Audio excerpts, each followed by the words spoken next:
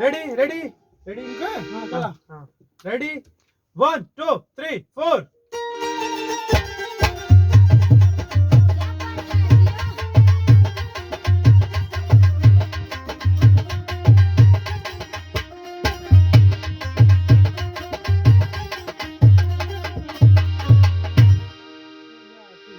आई भैया हम अनामिका निगम रउआ सबके बीच में पैसा रिकॉर्डिंग स्टूडियो के माध्यम से एगो कहरवा गीत भेजतानी।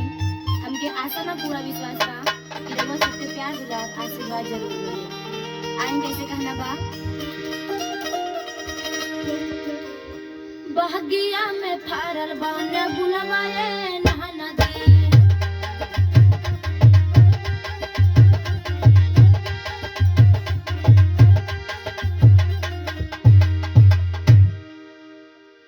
सासु मोरा महंगा आ ससुर मोरा लंगा।